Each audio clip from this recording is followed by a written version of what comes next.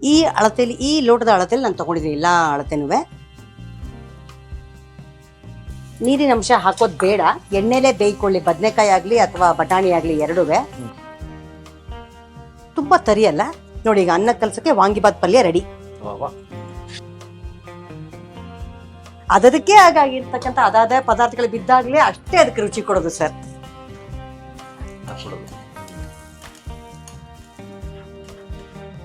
ಗೋಟಿಗೆ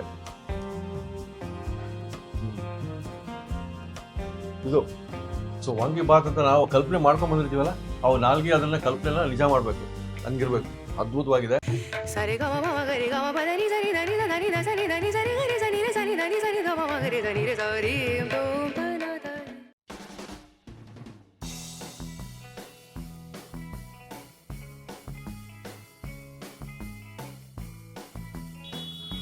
ನಮಸ್ಕಾರ ವಿಶ್ವಬಂಧುಗಳಿಗೆ.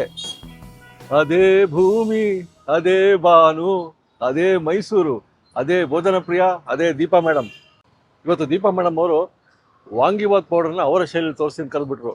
ನೋಡಿ, ನೀವೇ ಕೇಳಿದ್ದು, ಕಾಮೆಂಟ್ ಹಾಕ್ತಾನೆ ಇದ್ರಿ, vangibath powder, bisibelebath powder Deepa madam ಅವ್ರ ಕೈ ರುಚಿಯಲ್ಲಿ ಬೇಕು ಅಂತ. ಇವತ್ತು ಬಂದಿದ್ದೀವಿ. ಬನ್ನಿ.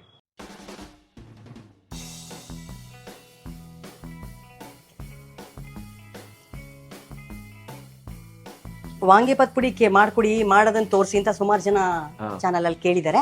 ಹಾಗಾಗಿ ವಾಂಗಿಬಾತ್ ಪುಡಿ ಇವತ್ತು ಮಾಡಿ ತೋರಿಸಿ, ಅದೇ ವಾಂಗಿಬಾತ್ ಪುಡಿಲಿ ಪಲ್ಯ ಹಾಕಿ ಹೇಗೆ ವಾಂಗಿಬಾತ್ ಅನ್ನನ ಕಲ್ಸ್ಕೋಬಹುದು ಅನ್ನೋದು ನಾನು ತೋರಿಸ್ತಾ ಇದ್ದೀನಿ. ಈಗ ವಾಂಗಿಬಾತ್ಗೆ ಬೇಕಾಗಿರುವಂತಹ ಪದಾರ್ಥಗಳು ನೋಡ್ಕೊಳ್ಳಿ. ಈ ಅಳತೆಯಲ್ಲಿ, ಈ ಲೋಟದ ಅಳತೆಯಲ್ಲಿ ನಾನು ತಗೊಂಡಿದ್ದೀನಿ ಎಲ್ಲ ಅಳತೆನೂ. ಸೊ 1 ಲೋಟ ಉದ್ದಿನಬೇಳೆ, ಒಂದು ಲೋಟ ಉದ್ದಿನಬೇಳೆ ಅಂದರೆ ಅರ್ಧ ಲೋಟದಷ್ಟು ಕಡಲೆಬೇಳೆ ತೊಗೊಂಡಿದ್ದೀನಿ, 3/4 ಲೋಟದಷ್ಟು ಧನಿಯಾ ತೊಗೊಂಡಿದ್ದೀನಿ. ಈ 3ಕ್ಕಷ್ಟೇ ಇಂಪಾರ್ಟೆಂಟ್ ಆಗಿ ಅಳತೆ ತೊಗೊಂಡಿರೋದು.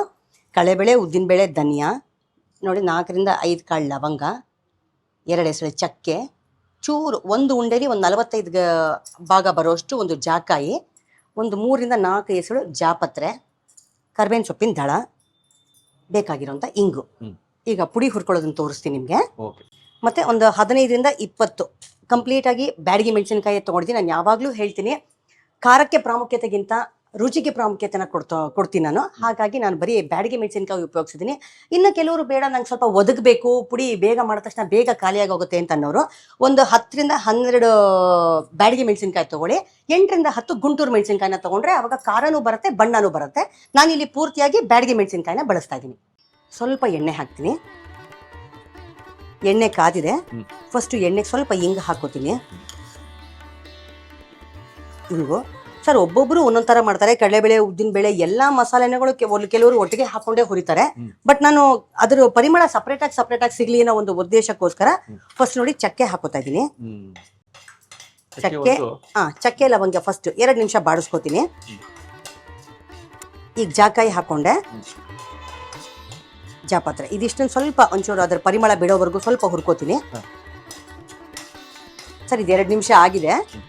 ಉದ್ದಿನಬೇಳೆ ಹಾಕೋತೀನಿ. ಉದ್ದಿನಬೇಳೆ, ಕಡಲೆಬೇಳೆ ಎರಡು ಒಟ್ಟಿಗೆ ಬಾಡಿಸ್ಕೊಳ್ಳೋಣಂತೆ. ಕಡಲೆಬೇಳೆ, ಉದ್ದಿನಬೇಳೆ ಒಳ್ಳೆ ಗೋಲ್ಡನ್ ಬಣ್ಣ ಬರೋವರೆಗೂ, ಬಂಗಾರದ ಬಣ್ಣ ಬರೋವರೆಗೂ ಹುರ್ಕೋಬೇಕು. ಹಂಗನ್ಬಿಟ್ಟು ಸೀರಬಾರ್ದು, ಉದ್ದಿನಬೇಳೆ ಸೀಬಾರ್ದು, ಹಂಗನ್ಬಿಟ್ಟು ಹಸುಕ್ಲು ಇರಬಾರ್ದು ಸರ್. ಅದ್ರ ವಾಸನೆ ಕರೆಕ್ಟಾಗಿ ಬಿಡಬೇಕು. ಹಾಗಾಗಿ ಕಡಲೆಬೇಳೆ, ಉದ್ದಿನಬೇಳೆ ಕೆಂಪು ಬಣ್ಣ ಬರೋವರೆಗೂ ಹುರ್ಕೋತೀನಿ.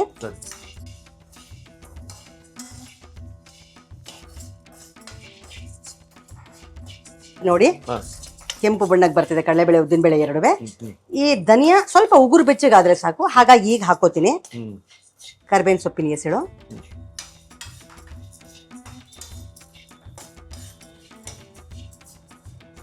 ಈಗ ಮೆಣಸಿನಕಾಯಿನೂ ಜೊತೆಲೆ ಹಾಕೋತೀನಿ.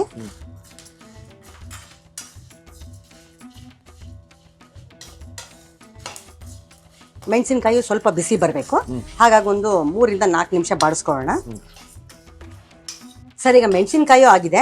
ಹಾಕೋತೀನಿ ಅಂದ್ರೆ ಇದಿಷ್ಟು ಒಂದ್ ಕಡೆ ಸಪ್ರೇಟ್ ಆಗಿ ಇಟ್ಕೊಂಡು ಕೊಬ್ಬರಿ ತುರಿ, ಒಣ ಕೊಬ್ಬರಿನ ಬೇಕಾದ್ರೆ ನಾವು ಹುರಿದು ಬಿಟ್ಟು ಇದಕ್ಕೆ ಬಳಸ್ಬೋದು. ನಾನು ಹಾಕ್ತಾ ಇಲ್ಲ, ಯಾಕೆ ಅಂತಂದ್ರೆ ಸಪೋಸ್ ಮನೇಲಿ ರೆಗ್ಯುಲರ್ ಆಗಿ ಏನು ವಾಂಗಿಬಾತ್ಗಳು ಮಾಡ್ತಾರಲ್ಲ, ಸೊ ಪುಡಿ ನಾವು ಪ್ರಿಸರ್ವ್ ಮಾಡಬೇಕು ಅಂದಾಗ ಕೊಬ್ಬರಿ ಹಾಕಿಲ್ದೇ ಇದ್ರೆ ಅದು ಬಾಳಿಕೆ ಬರುತ್ತೆ. ಕೊಬ್ಬರಿ ಹಾಕ್ಬಿಟ್ಟು ನಾವು ಮುಚ್ಚು ಇಟ್ಬಿಡ್ತು ಅಂದ್ರೆ ಕೊಬ್ಬರಿ ಹಳಸೋಗಿದ ವಾಸನೆ ಬರುತ್ತೆ. ಹಾಗಾಗಿ ನಾನು ಇದಕ್ಕೆ ಕೊಬ್ಬರಿ ಹಾಕ್ತಾ ಇಲ್ಲ. ನೀವು ಪಲ್ಯ ಮಾಡ್ಕೊಳ್ಬೇಕಾದ್ರೆ ತೋರಿಸ್ತೀನಿ, ಕಾಯಿ ತುರಿ ಬಳಸ್ಕೊಳ್ಳಿ, ಅವಾಗ ಇನ್ಸ್ಟೆಂಟ್ ಆಗುತ್ತೆ. ಕೊಬ್ಬರಿ ಇಲ್ಲ ನಾನು ನಾವು ಬಳಸ್ಕೊಂಡ್ಬಿಡ್ತೀವಿ, ನಾವು ಜಾಸ್ತಿ ದಿನ ಇಡಲ್ಲ ಅಂತನೋರು ಕೊಬ್ಬರಿ ತುರಿನ ಹಾಕೋಬಹುದು ಇದಕ್ಕೆ. ಆವಾಗ ಪಲ್ಯಕ್ಕೆ ನೀವು ಕಾಯಿ ತುರಿ ಹಾಕೋ ಅವಶ್ಯಕತೆ ಇರೋದಿಲ್ಲ. ಈಗ ನಾನು ಕೊಬ್ಬರಿ ಹಾಕಿಲ್ದೇ ಇರೋದ್ರಿಂದ ಆವಾಗ ಕಾಯಿ ಹಾಕೋತೀನಿ. ನೋಡಿ ಇದಾಗಿದೆ.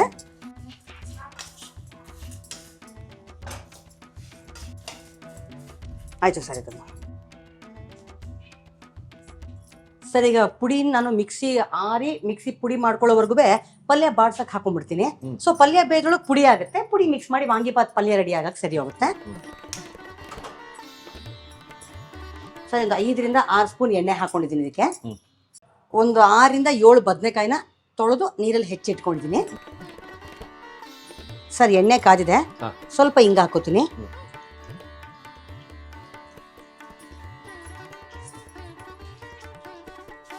ಸಾಸಿವೆ. ಇಲ್ಲಿ ಪಲ್ಯ ಮಾಡ್ಕೋಬೇಕಾದ್ರೆ ಎಣ್ಣೆ ಸ್ವಲ್ಪ ಮುಂದೆ ಅಥವಾ ಕಮ್ಮಿ ಆದ್ರೂ ಏನು ತೊಂದರೆ ಇಲ್ಲ. ಜಾಸ್ತಿ ಇತ್ತು ಅಂದ್ರೆ ಅನ್ನಕ್ಕೆ ಕಲ್ಸ್ಕೋಬೇಕಾದ್ರೆ ಅನ್ನಕ್ಕೆ ಹಾಕೊಳ್ಳೋ ಅವಶ್ಯಕತೆ ಇರೋದಿಲ್ಲ. ಕಮ್ಮಿ ಇತ್ತು ಅಂದ್ರೆ ಮೇಲ್ ಬೇಕಾದ್ರೆ ಕಾಯಿಸಿದ ಎಣ್ಣೆ ಬೇಕಾದ್ರೆ ಹಾಕೋಬಹುದು. ಸೊ ಜಾಸ್ತಿ ಕಮ್ಮಿ ಆಗಿದೆ ಏನು ವ್ಯತ್ಯಾಸ ಆಗಲ್ಲ. ಎಣ್ಣೆ ಕಾದು ಸಾಸಿವೆ ಸಿಡಿತಾ ಇದೆ. ಕಡಲೆಬೇಳೆ ಉದ್ದಿನ ಬೇಳೆ ಹಾಕೋತೀನಿ. ಸ್ವಲ್ಪ ಅರಿಶಿನ ಹಾಕೋತೀನಿ.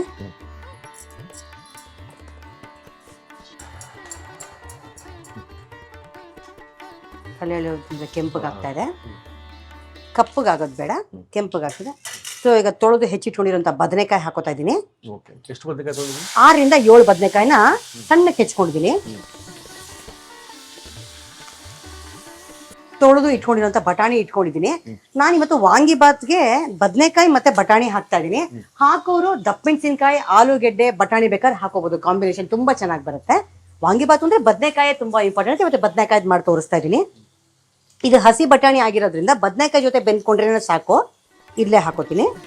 ಒಂದು 100 ರಿಂದ 120 ಗ್ರಾಮ್ ಇಟ್ಕೊಂಡಿದ್ದೀನಿ ಅಷ್ಟೇ ಸಾಕು. ನೀರಿನ ಅಂಶ ಹಾಕೋದು ಬೇಡ, ಎಣ್ಣೆಲೆ ಬೇಯ್ಕೊಳ್ಳಿ, ಬದನೆಕಾಯಿ ಆಗ್ಲಿ ಅಥವಾ ಬಟಾಣಿ ಆಗ್ಲಿ ಎರಡುವೆ. ಅವಾಗ ಪಲ್ಯನ ನೀವು ಬೇಕಾದ್ರೆ ಜೋಪಾನ ಮಾಡಿ 1 ದಿನ 2 ದಿನ ಇಟ್ಕೋಬಹುದು. ಈ ನೀರು ಬಿದ್ದುಬಿಟ್ರೆ ಹಳಸ್ಕೋಗುತ್ತೆ. ಇದು 2 ನಿಮಿಷ ಬಾಡೋದ್ರೊಳಗೆ ನಾವು ಮಿಕ್ಸಿನ ಪುಡಿ ಮಾಡ್ಕೊಂಡ್ ಬಂದ್ಬೋಣ. ಪುಡಿ ರೆಡಿ ಮಾಡ್ಕೊಂಡ್ ಬಂದ್ಬೋಣ. ಪುಡಿ ಹಾಕೊಂಡಿದ್ದೀನಿ.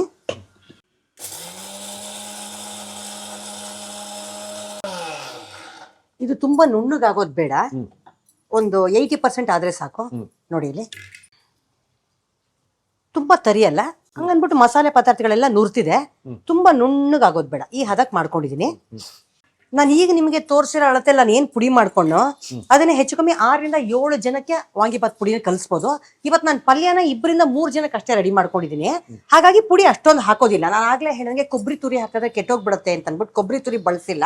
ಪಲ್ಯಕ್ಕೆ ಕಾಯಿ ತುರಿ ಹಾಕೋತೀನಿ. ಈಗ ಇದನ್ನ ಎಷ್ಟು ಹಾಕ್ತೀನಿ ನೋಡೋಣ. ಬೆಂದ ಮೇಲೆ ಹಾಕೋಣ.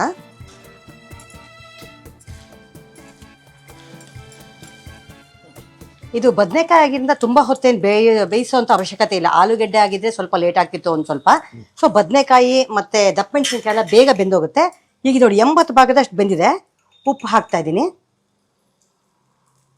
ಪಲ್ಯಕ್ಕೆ ಎಷ್ಟು ಬೇಕೋ ಅಷ್ಟು ಮಾತ್ರ ಹಾಕ್ತೀನಿ. ಅನ್ನ ಕಲ್ಸ್ಕೊಳಕ್ಕೆ ಅನ್ನಕ್ಕೆ ಸಪ್ರೇಟಾಗಿ ಹಾಕ್ತೀನಿ.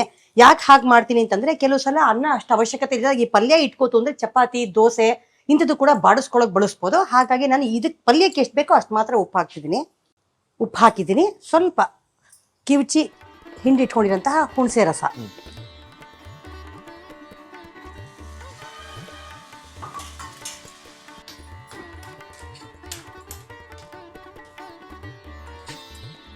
ಈಗ ನಾವು ಪೌಡ್ರ್ ಮಾಡಿ ಇಟ್ಕೊಂಡ್ವಲ್ಲ ಆ ಪುಡಿನ ಹಾಕ್ತಾ ಇದೀನಿ ನೋಡಿ.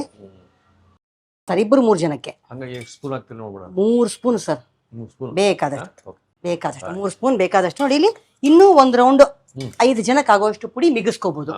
ಮಾಡಿರೋ ಅಳತೆಗೆ ತೋರಿಸಿರೋ ಪ್ರಕಾರ. ನಿಮ್ಗಾಗ್ಲೇ ಹೇಳಿರೋಂಗೆ ನಾನು ಉಪ್ಪು ಹಾಕಾಯ್ತು, ಹುಣಸೆಹಣ್ಣು ಹಾಕಾಯ್ತು, ಖಾರ ಹಾಕಿದ್ದೀನಿ. ಈಗ ನಾನು ಕಾಯಿ ತುರಿನ ಹಾಕ್ತಾ ಇದ್ದೀನಿ.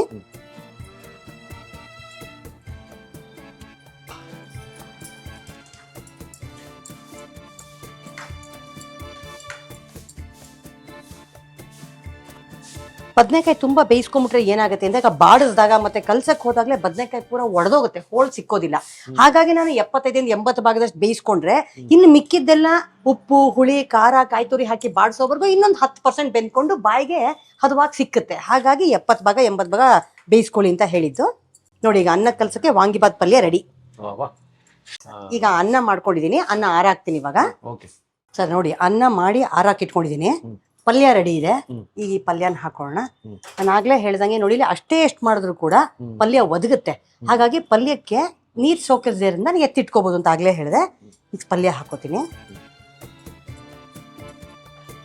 ಇದು ಅಷ್ಟೇ, ಕೆಲವರು ಸ್ಟ್ರಾಂಗ್ ತಿನ್ನೋರು ಇರ್ತಾರೆ, ಕೆಲವರು ಮಕ್ಕಳಿಗಾದ್ರೆ ಲೈಟ್ ಖಾರ ಬೇಕು ಅನ್ನೋರು ಇರ್ತಾರೆ.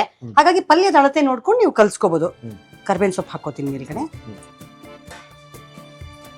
ಈಗ ಪಲ್ಯಕ್ಕೆ ಆಲ್ರೆಡಿ ನಾನು ಉಪ್ಪು ಹಾಕಿದ್ದೀನಿ. ಸೊ ಅನ್ನಕ್ಕೆ ಎಷ್ಟು ಬೇಕೋ ಅಷ್ಟು ಮಾತ್ರ ಉಪ್ಪು ಹಾಕೋತೀನಿ, ಕಣ್ಣಳುತ್ತೆ. ನಿಮಗೆ ಕಲಿಸ್ತಾ ಎಣ್ಣೆ ಇನ್ನೊಂದು ಸ್ವಲ್ಪ ಬೇಕು ಅಂತ ಅನ್ಸಿದ್ರೆ ಖಂಡಿತ ಕಾದಾರಿರೋ ಎಣ್ಣೆನ ಹಾಕೋಬಹುದು. ಇಲ್ಲ ಪಲ್ಯಕ್ಕೆ ಹಾಕಿದಾಗ್ಲೇ ನಾವು ಯಥೇಚ್ಛವಾಗಿ ಹಾಕಿದೀವಿ, ಇದ್ರಲ್ಲೇ ಸಾಕಾಗ್ತಿದೆ ಅಂದ್ರೆ ನಿಮ್ಗೆ ಕಲಿಸ್ಬೇಕಾದ್ರೆ ಹದ ಗೊತ್ತಾಗುತ್ತೆ. ಅದನ್ನ ನೋಡ್ಕೊಂಡು ಎಣ್ಣೆ ಬೇಕೋ ಬೇಡವೋ ಆ್ಯಡ್ ಮಾಡ್ತೀವಿ. ಇನ್ನು ಕೆಲವರು ಏನ್ ಮಾಡ್ತಾರೆ ಅಂದ್ರೆ ಕಲಸಿದನ್ನ ಆಗಿರಿಂದ ಕಳೆಕಾಯಿ ಎಣ್ಣೆನ ಬಳಸ್ಕೋತಾರೆ ಪಲ್ಯ ಮಾಡ್ಬೇಕಾದ್ರೆ. ಅದು ತುಂಬಾ ರುಚಿ ಕೊಡುತ್ತೆ. ಈ ಪುಳಿಯೋಗರೆಗೆ, ಕಲಸಿದ ಅನ್ನಗಳಿಗೆ ಮುಖ್ಯವಾಗಿ ಕಳೆಕಾಯಿ ಎಣ್ಣೆ ತುಂಬಾ ಇಷ್ಟಪಡ್ತಾರೆ, ಗ್ರೌಂಡ್ನಟ್ ಆಯಿಲ್. ಅದನ್ನ ಬೇಕಾದ್ರೆ ಹಾಕಿ ರೆಡಿ ಮಾಡ್ಕೋಬಹುದು ನೀವು.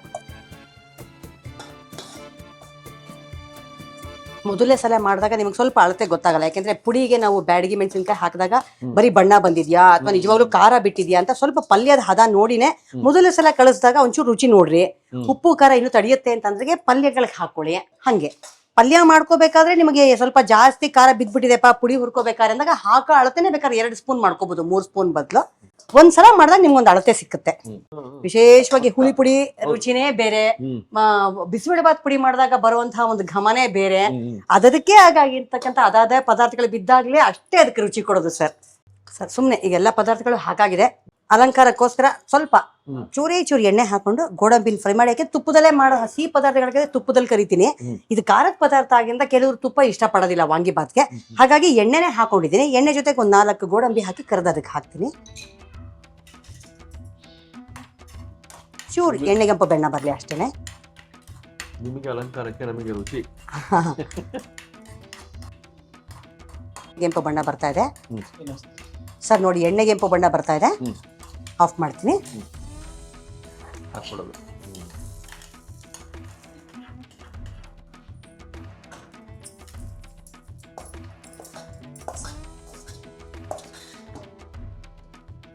ಸರ್ ಫ್ರೆಶ್ ಆಗಿ ಪುಡಿ ಮಾಡಿಕೊಂಡು ಅನ್ನ ಕಲಸಿರುವಂತಹ ಪಕ್ಕ ವಾಂಗಿಬಾತ್ ತಿನ್ನಲು ಸಿದ್ಧ. ಫ್ರೆಶ್ ಪುಡಿ, ನೀವೇ ರುಚಿ ನೋಡಿ, ನೀವೇ ಇವತ್ತು ಟ್ರಯಲ್ ನೋಡಿ ಹೇಳ್ಬೇಕು ಪುಡಿ ಖಾರ ಆಗಿದ್ಯಾ, ಖಾರ ಇನ್ನು ತಡಿತಿತ್ತ. ಅಲ್ಲ, ನಿಮ್ಮ ವಾಂಗಿಬಾತ್ ಪೌಡರ್ ಬೇಕು ಅಂತಾನೆ ಕಾಮೆಂಟ್ಸ್ ಹಾಕಿದ್ರು. ಹಾ ಸರ್, ಹೌದು ಶೈಲಿ, ಹೌದು ಹೌದು ಸರ್. ನಂಗೆ ತುಂಬಾ ದಿನ ಕೇಳೋರು, ಪಾಪ ವಾಂಗಿಬಾತ್ ಯಾಕೆ ಮೇಡಮ್ ಮಾಡೇ ಇಲ್ಲ, ವಾಂಗಿಬಾತ್ ಬಿಸಿಬೇಳೆ ಬಾತ್ 2 ಕೇಳಿಲ್ಲ, ಮಾಡಿಲ್ವಲ್ಲ ಅಂದ್ರು. ಇಲ್ಲ ಮೇಡಮ್, ಖಂಡಿತ ಮುಂದಿನ ಸಂಚಿಕೆಗಳಲ್ಲಿ ಮಾಡ್ತೀನಿ ಅಂದೆ, ಅದು ಇವತ್ತೇ ಆಯ್ತು ದೇವ್ರದೇ ಇಲ್ಲ. ಹಾ ಸರ್.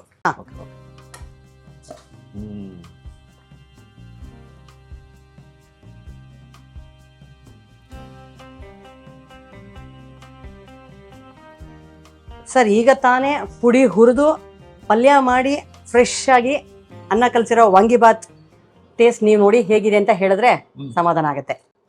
ನೋಡಿ, ಇದಾಗಲೇ ಬರ್ತಾ ಇದೆ ಅರೋಮಾ. ತಿಂದು ನೋಡಿ ಸರ್, ಅದು ಬಹಳ ಇಂಪಾರ್ಟೆಂಟ್. ಇಲ್ಲ ಸ್ವಲ್ಪ ಟೇಸ್ಟ್ ಮಾಡ್ಬಿಡ್ಲಾ? ಮಾಡಿ ಸರ್, ಇಲ್ಲೇ ತಗೊಳ್ಳಿ. ಗೋಡಂಬಿ ಒಟ್ಟಿಗೆ ಇದು ನಾವು ನಿಜ ಹೇಳ್ಬೇಕು, ಯಾವತ್ತು ಇದಕ್ಕಾಗೆ ಬರೋದು ನಾವು ಇಷ್ಟು ದೂರ. ದೀಪಾ ಮಾದಾರ ಅವರ ಕೈ ರುಚಿ. ಆಮೇಲೆ ಅದು ನೈಜ ಅಪ್ಪಡ ಇರ್ಬೇಕು. ವಾಂಗಿಬಾತ್ ಅಂದ್ರೆ ಹೆಂಗಿರ್ಬೇಕು ಹಂಗೆ ಇರ್ಬೇಕು. ಹೌದು ಸರ್. ಈಗ ಎಷ್ಟೋ ಜನ ಏನ್ ಮಾಡ್ತಾರೆ, ಬಿಸಿಬೇಳೆ ಬಾತ್ ಪುಡಿ ಹಾಕ್ಬಿಟ್ಟು ವಾಂಗಿಬಾತ್ ಹಾಕಿ, ಬಿಸಿಬೇಳೆ ಬಾತ್ಗೆ ಬೀಳೋ ಕೆಲವು ಪದಾರ್ಥಗಳೇ ಬೇರೆ. ಇಲ್ಲ ಹುಳಿ ಪುಡಿ ಹಾಕ್ಬಿಟ್ಟೆ ಎಮರ್ಜೆನ್ಸಿ ಮಾಡ್ಕೊಳ್ಳೋದು ಬೇರೆ. ಅದನ್ನೇ ವಾಂಗಿಬಾತ್ ಅಂತ ಹೇಳ್ಬಾರ್ದು. ಏನೋ ಬಾತ್ ಕಲ್ಸಿದೀನಿ ಅಂತ ಬೇಕಾದ್ರೆ ಹೇಳ್ಕೊಳ್ಳಿ. ಈಗ ಚಿತ್ರಾನ್ನ ಮಾಡ್ಬಿಟ್ಟು ಪಲಾವ್ ಅನ್ನಕ್ಕಾಗಲ್ಲ ಸರ್. ಪಲಾವ್ಗೆ ಪಲಾವಾದ ವಿಶಿಷ್ಟತೆ ಇರುತ್ತೆ. ಚಿತ್ರಾನ್ನ ಅಂದ್ಬಿಟ್ಟು ಕಂಡಮ್ನ ಹೇಳ್ತಿಲ್ಲ, ಚಿತ್ರಾನ್ನಕ್ಕೆ ಒಂದು ವೈಶಿಷ್ಟ್ಯತೆ ಇದೆ. ಅದಕ್ಕೂ ಯಾವತ್ತೂ ಕಂಪೇರ್ ಮಾಡಬಾರ್ದು. ಹಾಗಾಗಿ ವಾಂಗಿಬಾತ್ ಪುಡಿ ಹಾಕಿನೇ ವಾಂಗಿಬಾತ್ ಮಾಡಿದ್ರೆ ಆ ರುಚಿನೇ ಬೇರೆ, ಅದಕ್ಕೆ ಸಿಕ್ಕಂತ ಸ್ಥಾನನೇ ಬೇರೆ ಸರ್. ಸೊ ವಾಂಗಿಬಾತ್ ಅಂತ ನಾವು ಕಲ್ಪನೆ ಮಾಡ್ಕೊಂಡ್ ಬಂದಿರ್ತೀವಲ್ಲ, ಅವು ನಾಲ್ಗೆ ಅದನ್ನ ಕಲ್ಪನೆ ನಿಜ ಮಾಡ್ಬೇಕು, ಹಂಗಿರ್ಬೇಕು. ಅದ್ಭುತವಾಗಿದೆ. ಮನೆ ಮಾಡ್ಕೊಂಡು ಕಾಮೆಂಟ್ ಹಾಕಿ ನೆನ್ಸ್ಕೋಬೇಕು ಸರ್. ವಾಂಗಿಬಾತ್ ಅಂದ್ರೆ ಆ ರುಚಿ ನಂಗೆ ಬರ್ಬೇಕು ಅನ್ನೋದು, ಎಲ್ಲೇ ವಾಂಗಿಬಾತ್ ತಿಂದ್ರು ಆ ರುಚಿ ಅಂತ ನಮ್ಗೆ ಅದು ಅನ್ನಿಸ್ಬೇಕು ಸರ್. ಕರೆಕ್ಟ್. ಸೊ ಸಬ್ಸ್ಕ್ರೈಬ್ ಮಾಡಿದಿರೋರು ಈ ತರ ವಿಡಿಯೋ ಬೇಕು ಸಬ್ಸ್ಕ್ರೈಬ್ ಮಾಡಿ. ಮುಂದಿನ ಸಂಚಿಕೆ ಮತ್ತೊಂದು ರೆಸಿಪಿ ಒಟ್ಟಿಗೆ ಮೈಸೂರಿಗೆ ಬರ್ತೀವಿ ನಾವು. ನಮ್ಮ ಸಂಚಿಗಳನ್ನ ನೋಡಿ ಹೀಗೆ ಪ್ರೋತ್ಸಾಹ ಮಾಡ್ತಿರತಕ್ಕಂಥ ಎಲ್ಲ ವೀಕ್ಷಕರಿಗೂ ಮನೆ ರಸದೂಟದ ಕಡೆಯಿಂದ ತುಂಬು ಹೃದಯದ ಧನ್ಯವಾದಗಳು. ನಮಸ್ಕಾರ. Thank you so much.